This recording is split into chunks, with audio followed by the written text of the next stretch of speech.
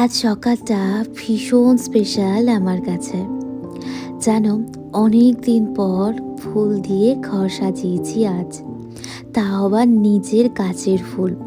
রোজ যেই গাছগুলোকে যত্ন করি নিজের হাতে, সেই গাছের ফুল দিয়ে ঘর সাজিয়ে আজ ভীষণ ভালো লাগছিল।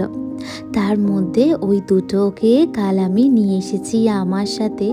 ক্রিসমাসটা এবার ওদের সাথেই কাটাবো। আজ সকালবেলা সেরকম কিছু ব্রেকফাস্ট করাই হয়নি বলতে পারো, তাই লাঞ্চটা আজ খুব হেভি করেছি। টাকোস বানিয়েছি আমার নিজের মনের মতো করে।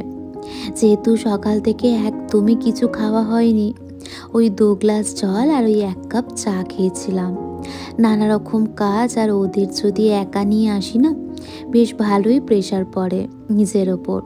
তবে জানো তো, ওরা দুজন থাকলে মনটা আমার ভীষণ ভালো লাগে। টাকোসটা আজকে যেন বেশি ভালো হয়েছিল। তোমাদের ওখানে ঠান্ডা কিরম পড়েছে আমাকে জানিও তো। আমাদের এখানে 2-3 দিন ধরে তো বেশ ভালোই ঠান্ডা পড়েছে। চলো এখন আসি, ভালো থেকো।